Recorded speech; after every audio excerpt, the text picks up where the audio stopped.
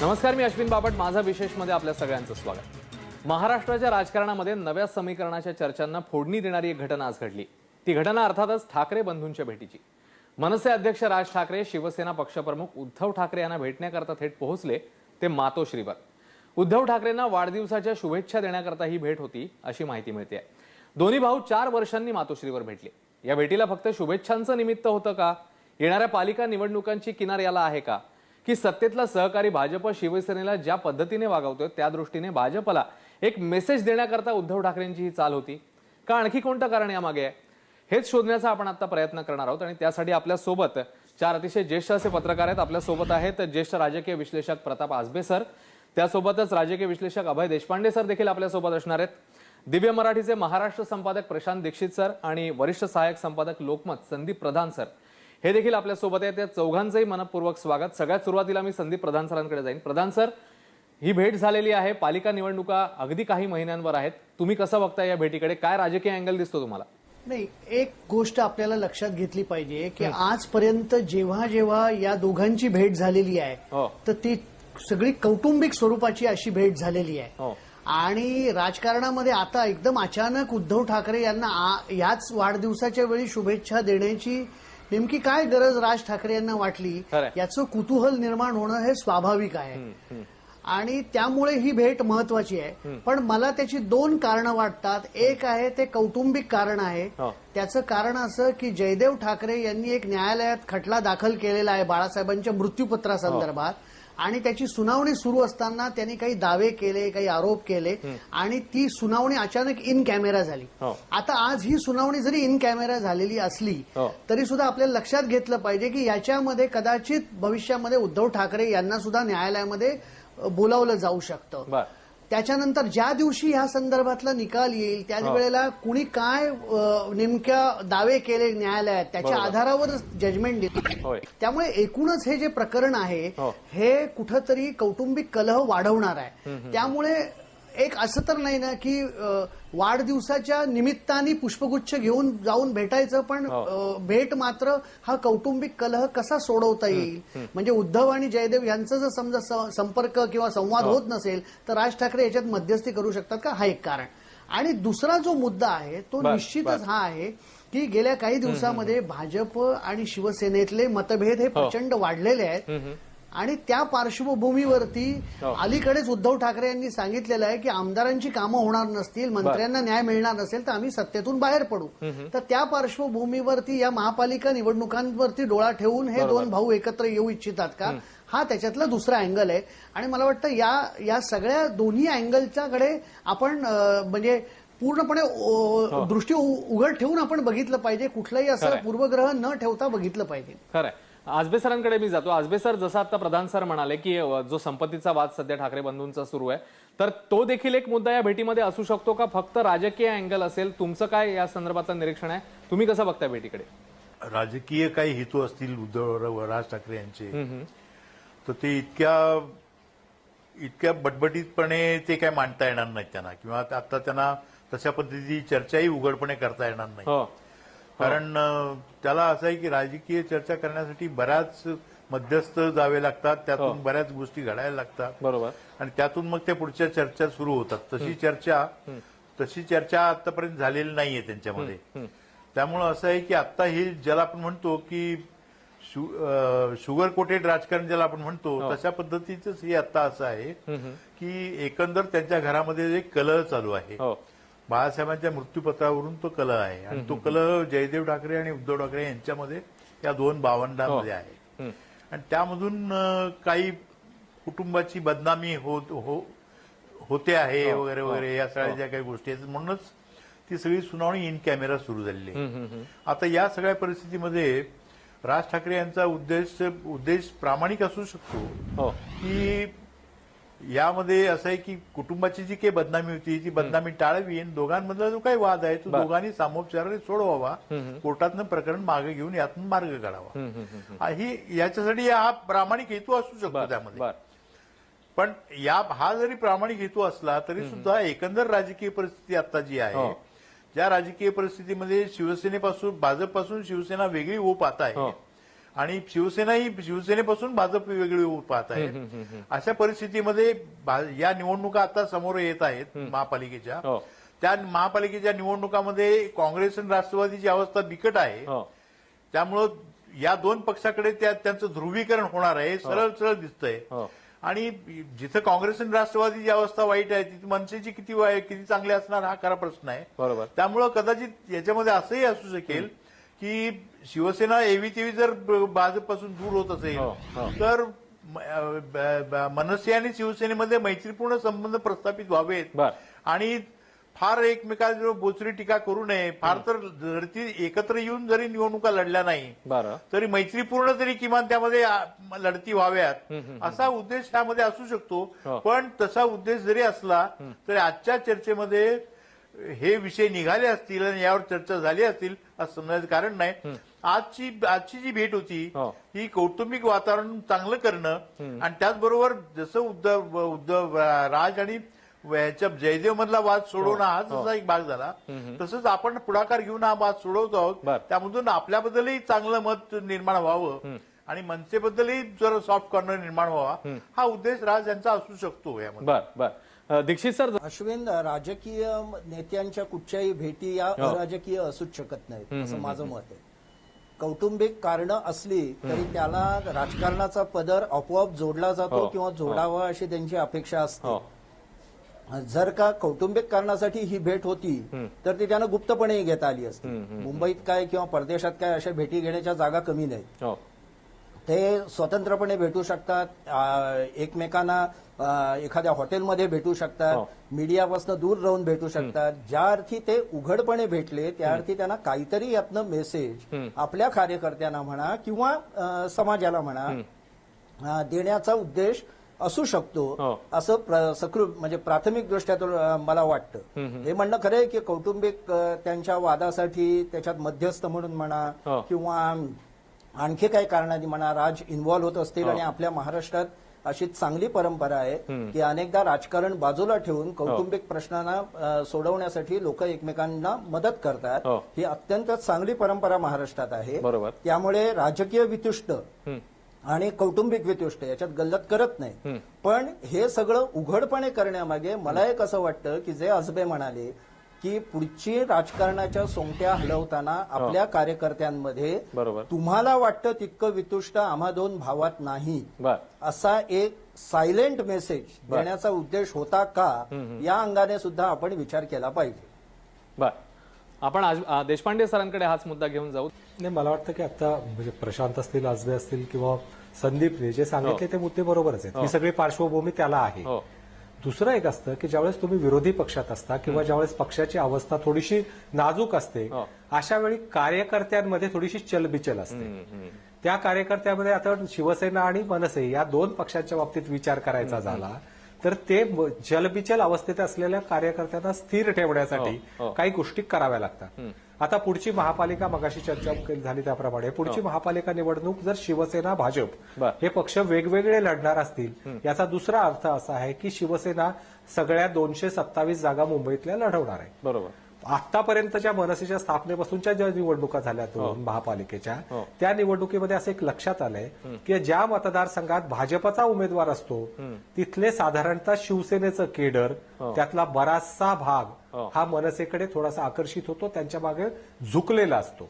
जर तशी परिस्थिती निर्माण ती जर पार्श्वभूमी असेल आणि मनसेची आत्ताची सारखी जर नाजूक अवस्था पुढच्याही 4 महिन्यात कायम राहिली तर पक्षामध्ये चुळबुळ होऊ शकते, काही लोक दुसरीकडेही जाऊ शकतात. अशा वेळी उद्या भविष्यात कदाचित आम्ही 2 भाऊ एकत्र येऊ किंवा हे 2 पक्ष एकत्र येतील असा एक कार्यकर्त्यामध्ये मेसेज देऊन कीपिंग फ्लॉक टुगेदर याला जे म्हणतात त्याच्यासाठी अशा एक्झरसाईज राजकारण्यांना कराव्या लागतात.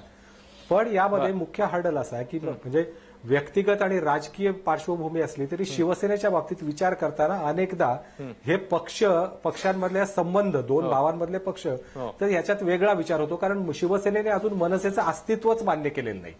त्याच्यामुळे जोपर्यंत ते अस्तित्व मान्य करणार नाहीत त्यांना एक वेगळा राजकीय पक्ष म्हणून ट्रीट करणार नाहीत तोपर्यंत समीकरणाची भाषा येऊ शकत नाही. तोपर्यंत ते स्पर्धक किंवा आपले एकमेकांच्या मुळावर उठलेले पक्ष अशी पार्श्वभूमी होती ती आता मला वाटतं की मागच्या 2-3 वर्षात किंवा 4 वर्षात म्हणूया आपण लिलावतीपासून घेऊया की तिथपासून ती कटुता कमी झालेली आहे. किमान पुढच्या काळात जर एकत्र यायचं असेल राजकारणात तरी तर व्यक्तिगत पातळीवरचे संबंध ते व्यवस्थित ठेवावे लागतात. त्या दृष्टीने मला वाटतं ही सगळी पार्श्वभूमी आता तयार झालेली आहे. भविष्यात ते समीकरणं जशी जशी उलगडत जातील तसं तसं पक्षाच्या भूमिका बदलत जातात. तसं शिवसेने मनसेचे होईल ही गोष्ट आहे. आणि मगाशी जे उल्लेख झाले की कौटुंबिक वाद चार भिंतीत ठेवणे किंवा दोन्ही पक्ष भाजपाला संदेश देणे हे मुद्दे तर त्याच्या मागे निश्चितपणे आहेत.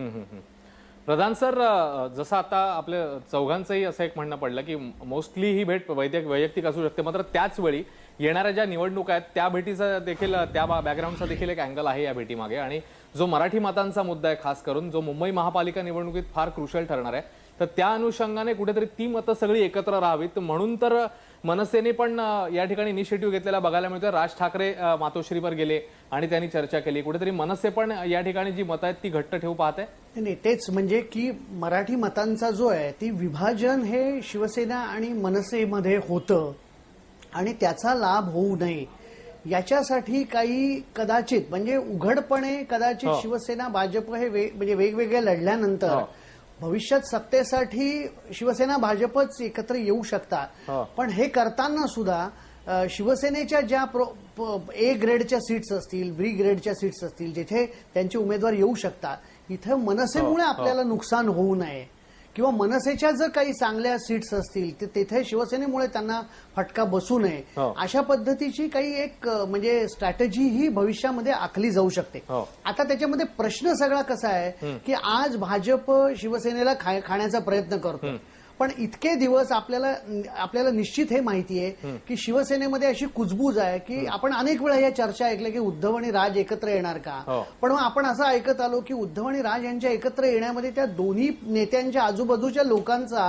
त्याला असलेला विरोध आहे. म्हणजे काही लोकांचं असं म्हणणं आहे की राज ठाकरे यांना आता आपण कुठल्याही परिस्थितीत जवळ घेणं, आपल्या बरोबर घेणं, याचा अर्थ त्यांना एक राजकीय जीवदान देण्यासारखं आहे आणि ते किती आपल्यासाठी घातक होऊ शकतात हे आपण 2009च्या निवडणुकांमध्ये पाहिलेलं आहे. त्यामुळे आता कसं आहे की दगडापेक्षा वीट मऊ असं काही राजकीय गणित जुळवून किंवा अशा पद्धतीने विचार करून की आता मनसेची मदत घेऊन त्यांच्याशी काही समझोता, छुपा समझोता करून मराठी मतांचं विभाजन करायचं नाही, पण आणि भाजपशी कुठेतरी एक मुकाबला करायचा आणि त्यानंतर मग पुढे बघता येईल. कारण कसं आहे की मनसे हे सुद्धा शेवटी भविष्यामध्ये शिवसेनेला घातक ठरतो आणि भाजप आज शिवसेनेला जसं खाण्याचा प्रयत्न करतंय तसं उद्या मनसेलाही खाण्याचा प्रयत्न करणार. त्यामुळे असे हे सगळे जे वेगवेगळे राजकीय त्याच्यातले कंगोरे आहेत आणि त्या पार्श्वभूमीवरती या सगळ्याचा विचार मला वाटतं व्हायला पाहिजे. आजबे सर, जो मुद्दा आता संदीप प्रधान सर म्हणतात की दोन्ही पक्षांचं अस्तित्वच कदाचित भाजप पुढे जाऊन धोक्यात आणेल की काय, आणि त्यामुळे हे दोघं एकत्र येऊ शकतात का? भाजपला एक स्ट्रॉंग मेसेज याच्यातनं द्यायचा आहे शिवसेनेला, कारण गेल्या काही दिवसांमध्ये आपण बघतोय रस्ते घोटाळा असेल किंवा अन्य काही मुद्दे असतील, अगदी मेट्रोचा देखील मुद्दा असेल, प्रत्येक वेळी भाजप आणि शिवसेना यांच्यामध्ये आपल्याला कुरघोडीचं राजकारण बघायला मिळालं. भाजपला कुठेतरी एक कडक संदेश देण्याचा प्रयत्न आहे शिवसेनेचा. असं आहे की जरी भाजपने या संबंधामध्ये वेगवेगळी प्रकरणं बाहेर काढून शिवसेनेवर दबाव वाढवण्याचा प्रयत्न सुरू केला असला तरी सुद्धा शिवसेना जी आहे की ती खरा मुकाबला मुंबई महापालिकेमध्ये शिवसेना विरुद्ध भाजप असाच आहे आणि तशाच पद्धतीने ते ध्रुवीकरण होणार आहे. त्यामुळं असं आहे की मनसेला बरोबर घेऊन शिवसेना कितपत त्यांना इशारा देणार हा खरा प्रश्न आहे यामध्ये. कारण मनसेची ताकद किती आहे, जर जिथं मुळामध्ये काँग्रेस आणि राष्ट्रवादीची काही हे लागत नाहीये, जिथं त्यांची अवस्था वाईट आहे, तिथं मनसेची काय अवस्था, म्हणजे मनसेला बरोबर घेतल्यानंतर फार मोठा बीजेपीला इशारा दिला जाईल असं काही समजण्याचं कारण नाही. त्यामध्ये ही लढाई ती दोघांमध्येच आहे.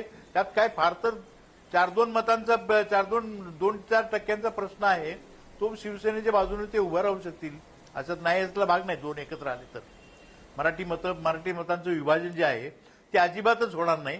पण तरी सुद्धा काँग्रेस आणि राष्ट्रवादी मराठी मतांचं विभाजन करतीलच. आता भाजपने ह्याचा स्वतंत्र विदर्भाचा ठराव आणला लोकसभेमध्ये, त्याचा फायदा शिवसेनेने घेतलाच ह्याच्यामध्ये आणि त्याच्यामध्ये त्यांनी आता अशी आक्रमक भूमिका घेतलेली आहे की जशी त्यांनी आक्रमक भूमिका 1984 साली घेतली होती. वसंतदादा म्हणाले होते ना की मी मुंबई केंद्रशासित होऊ देणार नाही, त्यावेळेला जे शिवसेनेला बळ मिळालं होतं तशाच पद्धतीचं बळ या स्वतंत्र विदर्भाच्या ठरावावरून शिवसेना मिळवण्याचा प्रयत्न करतेच आहे आज, आणि त्यामुळे विधानसभेत आज गोंधळ झालेलाच आहे या संबंधामध्ये. त्यामुळं असं आहे की लढाई ही या दोघांमधलीच आहे, ती दोघेही राहतील.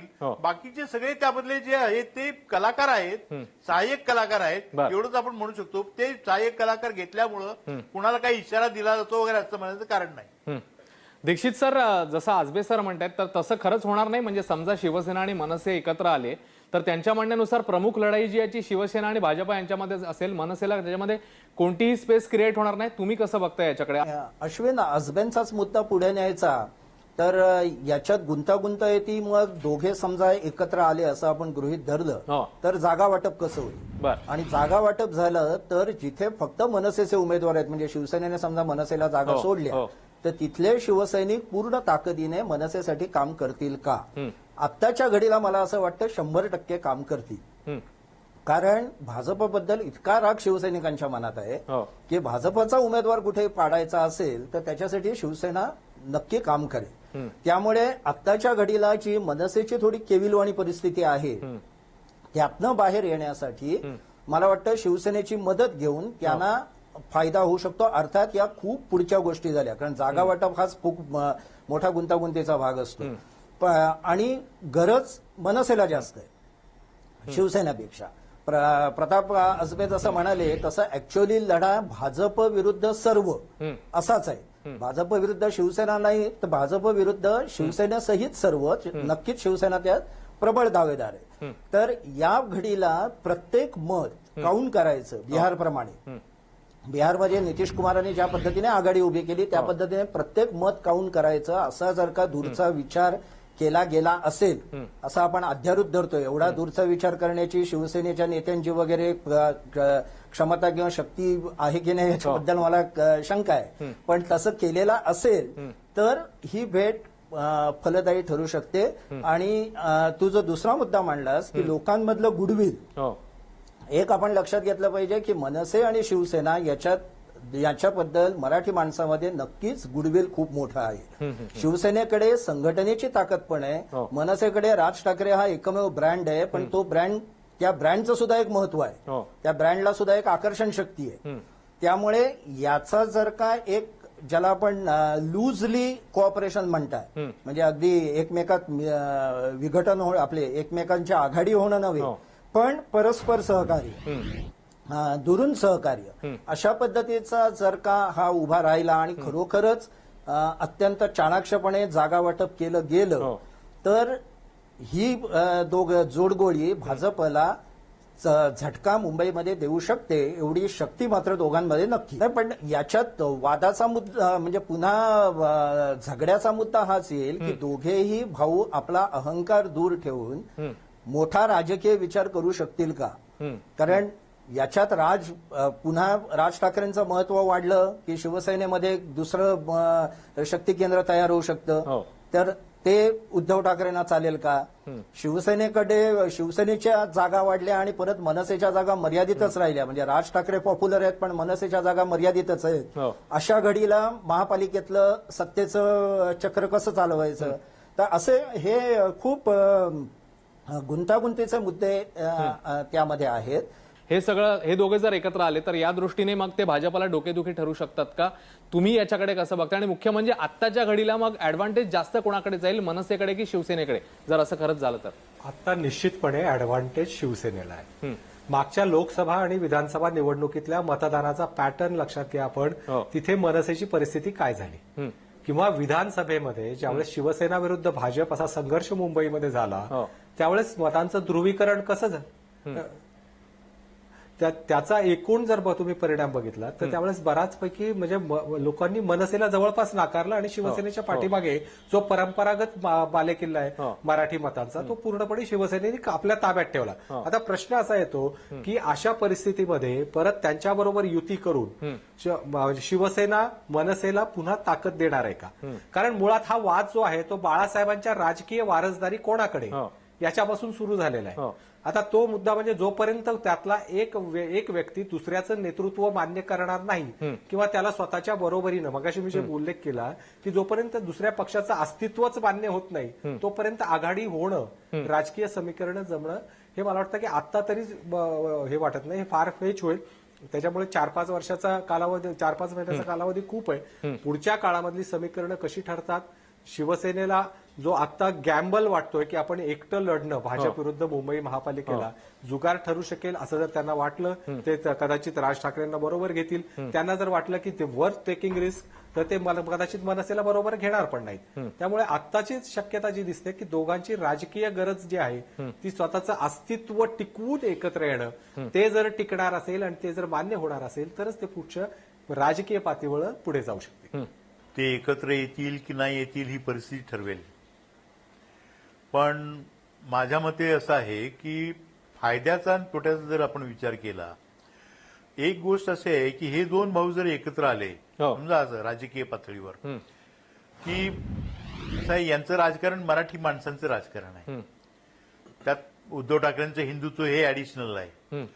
पण प्रामुख्याने हे ह्यांचं ठाकरे कुटुंबियांचं पहिलं जे आहे ते मराठी माणूस आहे, हा त्यांचा पहिला आधार आहे. त्यामुळं ती जर भूमिका ते जर एकत्र आले तर मुंबईतल्या प्रमुख मराठी शक्ती, म्हणजे जरी मनसेची ताकद फार नगण्य जरी असली तरी सुद्धा हे दोघं एकत्र आले तर याचा एक संदेश जो आहे, मराठी मराठी माणूस हा तसा इमोशनल आहे आणि मुंबईतला विशेषतः मराठी माणूस जो आहे तो इमोशनल आहे, भावनिक आहे आणि त्याला असं वाटलं की हे दोघं एकत्र येत आहेत तर तो भरभरून त्यांच्यासाठी काम करेल आणि त्याचा फायदा जो आहे तो फायदा दोघांनाही होईल, पण त्यातला जास्त फायदा हा शिवसेनेला होऊ शकतो. आता प्रश्न असा आहे की इतकी अटीतटीची वेळ आली आहे का की शिवसेना आणि मनसे असे एकत्र एका स्टेजवर येतील, हे काळ ठरवेल. कारण त्याच्यामधले जे काही असं आहे की अजून 4 महिने आहेत. शिवसेना बीजेपी यांच्यामधलं राजकारण कुठल्या गतीने कसं पुढे जातं त्याच्यावर ते सगळं अवलंबून आहे. यातली कुठली समीकरण होऊ शकतात. पहिली गोष्ट म्हणजे मनसे आणि शिवसेना हे एकत्र येऊ शकतात.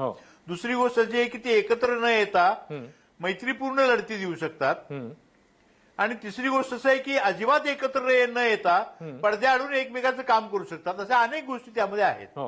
त्यामुळं परिस्थिती ज्या पद्धतीने होईल, बदलत जाईल त्या पद्धतीने ती होईल. परंतु एक आहे की ते जर दोघं एकत्र आले तर त्याचा मुंबईतल्या मराठी माणसामध्ये जो संदेश असेल तो अत्यंत भावनिक असेल आणि त्याचा फायदा शिवसेनेला फार मोठ्या प्रमाणात झालेला आपल्याला बघायला मिळेल. मायनॉरिटी सिंड्रोम ज्याला म्हणतो आपण, तो सिंड्रोम मुंबईमध्ये मराठी भाषिकांची संख्या जसजशी कमी होत जाते तसं ते मतांचं ध्रुवीकरण केलं, जेव्हा एकीकरण वाढत चाललेलं आहे आणि त्याचा परिणाम आपल्या निवडणुकीच्या निकालावरही दिसतो. म्हणजे मागच्या विधानसभेत तो प्रकर्षाने जाणवला आणि त्याचा जर विचार करायचा झाला तर तो विचार करून मला वाटतं की मनसे आणि शिवसेना हे दोघांनी एकत्र राहण्याचे काय फायदे आहेत आणि वेगळं गेलं तरी त्याच्यातून फारसं नुकसान होणार नाही अशी परिस्थिती मला त्याच्यातून दिसते. एक शेवटचा मुद्दा घेऊन आपण चर्चेची सांगता करणार आहोत. मी प्रधान सरांपासून सुरू करेन. प्रधान सर, गेल्या निवडणुकीच्या वेळी देखील या दोन्ही पक्षाच्या दुसऱ्या फळीच्या नेत्यांमध्ये चर्चा झालेली होती, ज्याचा गौप्यस्फोट राज ठाकरेंनी माझा कट्ट्यावरच केलेला होता. मात्र त्यावेळी शिवसेनेने मनसेला फारसं त्या ठिकाणी जे आहे ते महत्व दिलेलं नव्हतं आणि मग मनसेने स्वतःचे एबी फॉर्म वाटले वगैरे सगळं राज ठाकरेंनी सांगितलेलं होतं. आता देखील राज ठाकरे मातोश्रीवर गेलेत. उद्धव ठाकरेंकडनं असा इनिशिएटिव्ह दिसत नाहीये, तर उद्धव ठाकरे येत्या काही काळामध्ये असा इनिशिएटिव्ह घेतील का? राज ठाकरेच प्रत्येक वेळी जे आहे ते इनिशिएटिव्ह घेताना दिसतात. तुम्हाला काय वाटतं? आजच्या या सगळ्या घडामोडीचं एक असं आहे की राजकीय वारशाचा वाद आहे, राजकीय वारस कोण बाळासाहेबांचा, हा वाद उद्धव आणि राज यांच्यामध्ये आहे. त्यामुळे त्यांच्यामध्ये वितुष्ट आलं आणि आर्थिक वारस कोण याच्यावरून उद्धव आणि जयदेव यांच्यामध्ये वाद आहे. उद्धव आणि जयदेव यांच्यामधला वाद मिटवण्यासाठी जर समजा राज ठाकरे यांची काही मदत उद्धव ठाकरे यांना झाली तर मला असं वाटतं की राजकीय वारस कोण याच्यावरून जे वाद झाले आणि त्याच्यातून झालेलं जे वितुष्ट आहे आणि त्याच्यामुळे आज राज ठाकरे यांना जवळ नुसतं आपण घेतलं, यांना कुठल्याही प्रकारे यांच्याशी राजकीय जवळीक साधली तरी सुद्धा ते त्यांना जीवदान ठरेल अशी जी भावना शिवसेनेतल्या काही नेत्यांची आहे ती मला वाटतं काही प्रमाणात बोथट व्हायला निश्चितच याच्यातून मदत होईल. आणि त्यामुळे असं मला वाटतं की अगोदर आर्थिक वारसाचा जो वाद आहे तो याच्यातून मिटेल आणि मग कदाचित राजकीय वारस कोण याच्यातून निर्माण झालेल्या वादाची जी धारदार किनार गेले 4 वर्ष 5 वर्ष 6 वर्ष आपण जी निर्माण झालेली बघितली आहे तर ती बोथट व्हायला मला वाटतं मदत होईल.